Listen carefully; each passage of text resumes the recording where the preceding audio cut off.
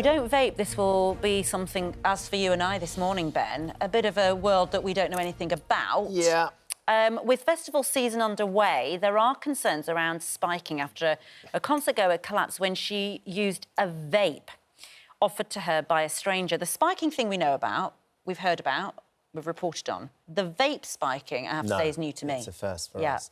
Chloe Hammerton was attending the Isle of Wight Festival with her partner and brother last weekend when she lost consciousness and ended up having a seizure. She joins us now alongside Love Island's Sharon Gaffka, who campaigns for women's safety after her drink was spiked 3 years ago. We also have Dr Amir from home up there in Bradford this morning. Good to see you, Dr Amir. We'll come to you in just a moment if we may. So, Chloe, as Ranvi was saying, this seems a very strange thing that young people or people that vape are quite comfortable sharing each other's vapes. It's not an unusual thing to do, though. Can you just explain why?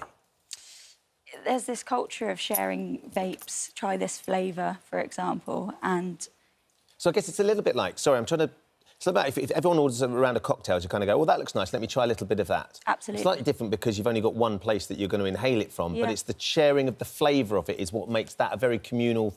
I mean, the vast majority of vapes are fruity flavours, so it's try this, try that. OK. So talk us through what happened to you and how quickly you realised something had gone very wrong. So myself, my partner, brother and his girlfriend went to the festival. Got there about 2 o'clock. It took a turn for a worse when I took a vape, a puff of a vape from a stranger. I felt instantly unwell. It was almost like the world went into slow motion.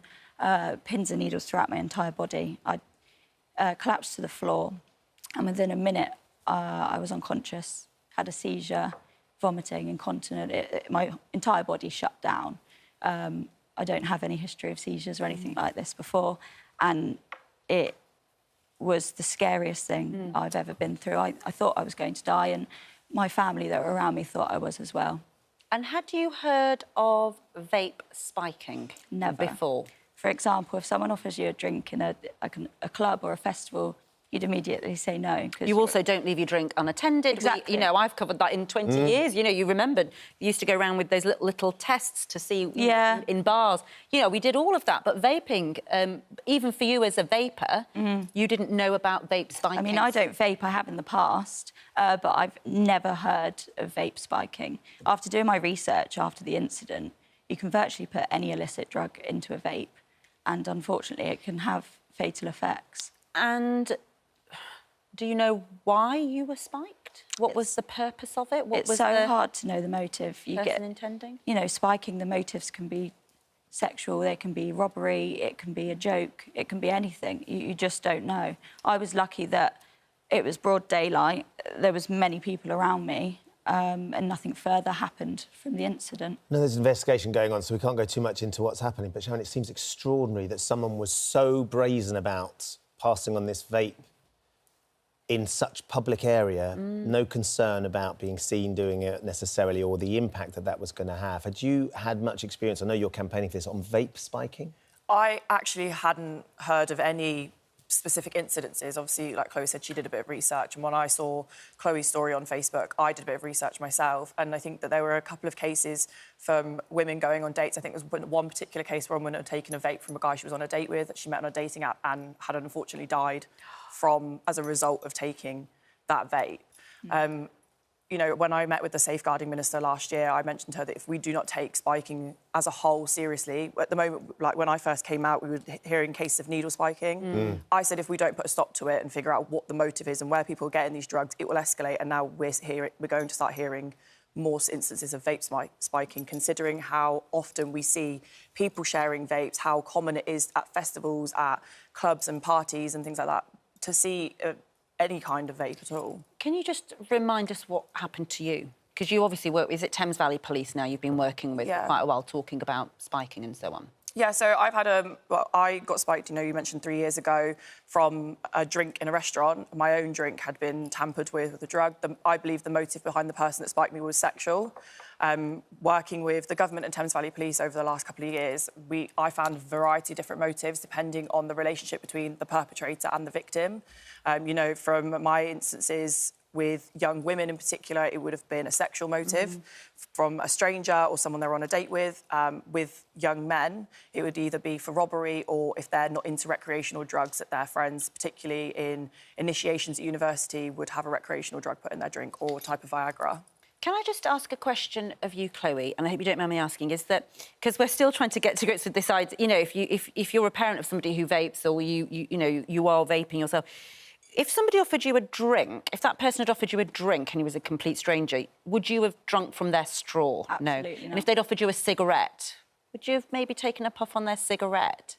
If it was a complete stranger? Probably not. So there's something specific about the vaping culture that allows it to seem like you can put all your barriers down. Is that right? Absolutely. In terms of sharing with strangers, particularly. And I think that's where the awareness needs to come from.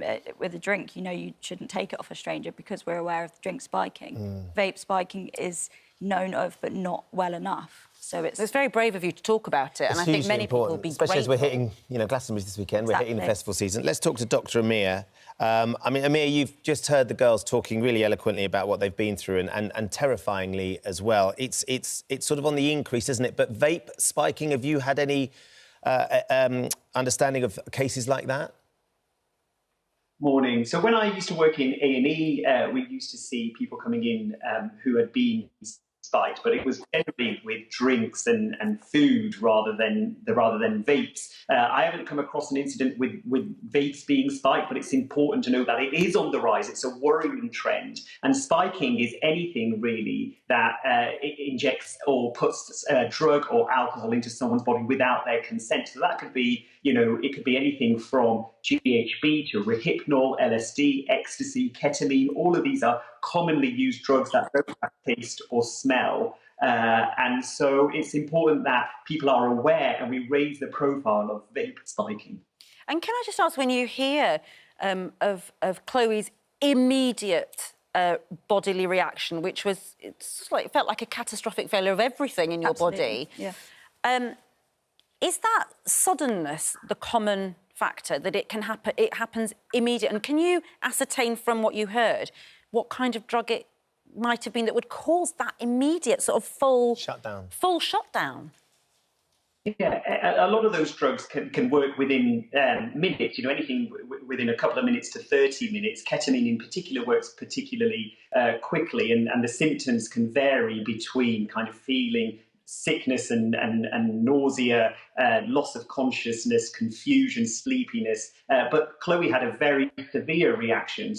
And that's the problem, really. When you're putting these illicit drugs into things, there's no dosage. We don't know how much has gone into it, how much Chloe inhaled there. And that is the danger. People are just putting these drugs into drinks, into vapes, injections, without thinking about how much they're putting in and what effect that's going to have. And I think the other danger, of course, as both of you will know, is that at a festival, in that sort of environment, people do overdo it, and they may have taken recreational drugs of their own volition and may end up, or they may be drinking too much. And I think maybe one of the experiences, and Dr. Amir is listening, is that from a medical professional's point of view, you might be very quick to...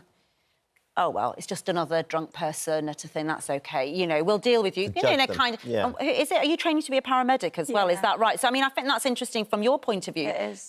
As a paramedic, you will see this in your career. I think, and similar to Sharon, I wasn't believed. My family, I don't remember, but my family around me said a lot of people that, security that were there just seemed to have the view that I was just another drunk person. But there are different... I mean, the presentation can be similar to when you are intoxicated, but it's that next step. I was so unwell. And it's so much more dangerous. Let's just...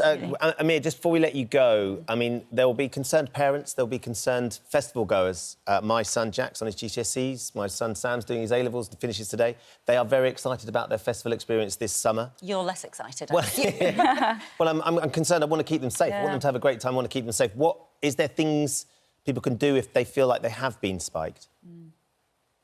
Yeah, if you feel like you have been spiked, stay with someone close that you know and trust. Tell someone responsible, whether that's a barman, a doorman, or a manager.